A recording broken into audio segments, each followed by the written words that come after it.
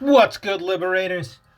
Bingus here, and this is a very special edition of DX2 Demon Review because today we are celebrating the girls of summer. We are celebrating this fine beach background that they give us for 2 weeks out of the year to tell us that it is indeed warm outside. Now, usually on this program, we discuss demons that have some tangible impact in the game. Demons that I have found particularly useful. Demons that I would recommend you employ to get some tangible benefit, some good effect in the game. We prioritize those demons, specifically the ones that function well in PvP, because in the PvE segments of the game, you can really make anything work if you try. But today we're taking a step back and we're going to focus on the loveliest of demons in a segment, in a special series that I am calling the Slutty Demon Summer Showcase. And to start things off, we are going to go with one of my personal favorites, Ishtar.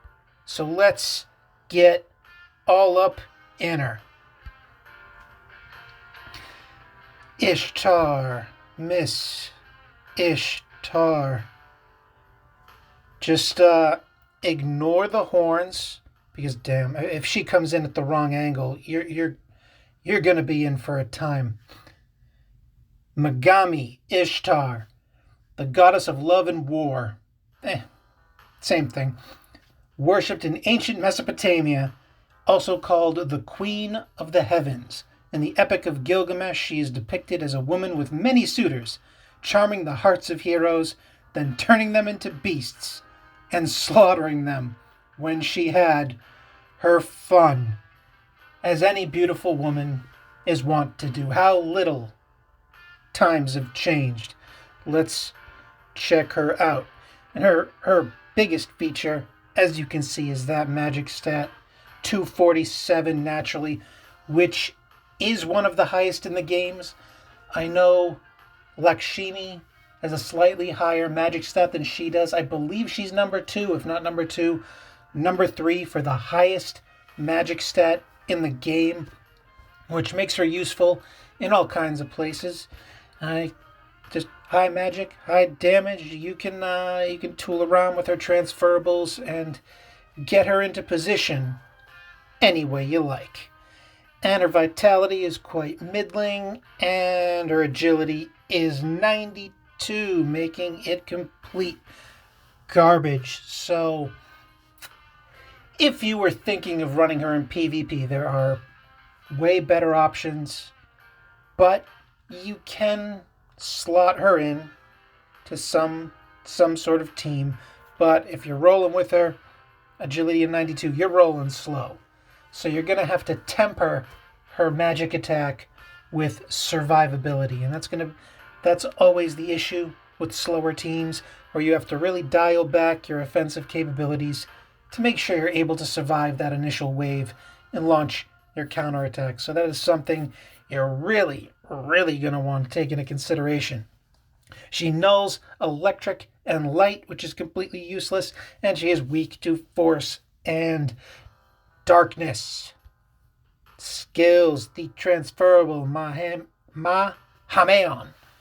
inflicts light magic damage on all enemies with a power of 100, so it's the mid-tier light sweep skill, and because of her ruthless magic stat, she can put a walloping on people.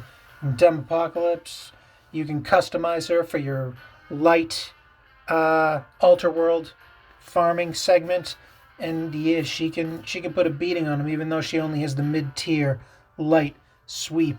For her second, Deer Ran, giving her some healing capabilities, heals a single party member, power of 170, and hey, it's there, gives her a little bit of flex, a little bit of survivability. She's a weird hybrid of magic attack, healing, and buffs, debuffs. It's really pretty interesting, but again, this is one of those instances of Sega's early demons trying to blend things when really the best demons are hyper specialized to their one role.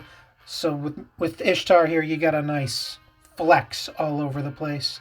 And for her unique skill, the Mesopotamian Star, a brutal cost of 8 MP, inflicts almighty magic damage on all enemies, reduces all enemy attack by 20%, and increases own party's attack by 20% with a power of 100. So hey, pretty cool. Almighty attack, can't be stopped by conventional means, and gives them the debuff on attack and the buff on your attack. Heck yeah. And leveling this skill up, it only has 4 levels, but it's a little bizarre. It doesn't increase damage. 25% chance of 1 MP recovery, then 50% chance of 1 MP recovery, and then finally a -1 MP cost of the skill.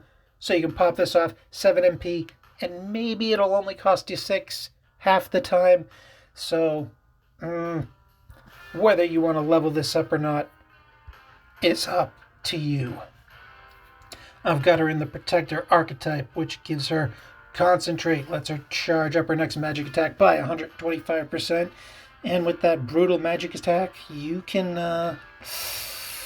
yeah, you know what you can do. So if you're gunning for those Force Master titles or Dark Master titles, this is one way to go about it. Just slap her with the relevant element and boom, you can make that work. As for her transferables, the way I use Ishtar is basically kind of a slot in for Demopocalypse, for random Demopocalypses. If I'm lacking a certain demon for the initial wave, I will slap on something like Mazadine H and set her in there. She's got the ridiculous magic stat. She puts a hurting on people, and that's pretty much all I use her for. I'll swap out whatever skills needed for whatever element of the day it is, and she can go to work. She hits real hard, and she serves very, very well in that function. As for the other passive, Merciless Blow, again, amplifying her use in Demopocalypse, because everything's weak, and plus 20% of damage when attacking the enemy's weak point. Makes sense. As for brands, I only give her spell brands, because again, I only run her in Demopocalypse. If you're attempting to run her in PvP, Divine brands, her skills cost, they cost. Or you want to consider life brands, because again, you're going to have to balance that survivability with her attack in order to allow her to even get an attack off to begin with. As for the spirit panels, plus 15% damage to attacks that target all or random enemies for panel 1, which again dovetails into my use for her in Demopocalypse. Adding on to that, she's great on the first wave, highly recommended. Check her out in that regard.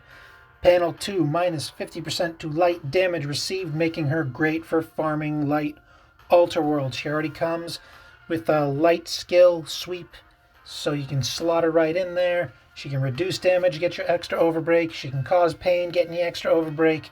And then she can brutalize the enemy once their shield is down. Great stuff. Great stuff. Plus that gives you an extra 100 magic on top of her already insane magic capabilities. Hell yeah. And the panel 3 activates the following chain effect after Mesopotamian Star is activated. Increases own party's defense and evasion and accuracy by 20%, which piles on to her attack buff that she gives you there. So she basically will give you Luster Candy plus Tarunda with the Mesopotamian Star if you got her at panel 3, which is pretty cool. Hey, someone out there, try running her with Hyper Beelzebub. He's got the almighty skill that gives the full debilitate debuff. She's got the almighty skill that gives you the full Luster Candy. Probably won't work, but it's fun to think about.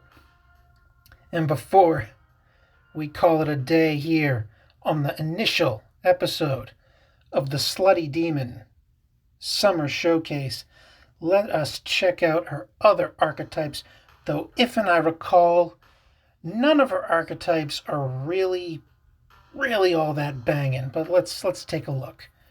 Okay, the origami archetype will give you Thunderclap, the strongest transferable single target light attack with a power of 180. And since it's an archetype skill, she can pop it off at 6 MP. Hey, yeah, why not? Give her that brutal single target light attack. I can see it, so you can't. Hey, not bad, not bad. The Protector with Concentrate, which we discussed, pumping up her magic attack even further. And for the Psychic, Tetraka Shift activates the following chain effect at the beginning of a battle. If the enemy attacks first, cast Tetrakarn, which reflects physical attacks and is also 100% useless in PvP because anyone who's physically attacking you is going to have a Pierce effect tacked onto that. So this, you're not going to get much use out of it these days. In PvE, sure, hey, you can, hey, yeah, why not? But overall, thumbs down. And the Elementalist archetype, No Force, it does cover up her weakness, but who cares? It's just gonna get pierced through anyway. But for PvE purposes, hey, you could do a hell of a lot worse than that. And that just about wraps it up for this horny lady. This wonderful demon with just an exceptional fashion sense, because I loves me a demon in a short skirt. Have a good one, Liberators. Don't get captured.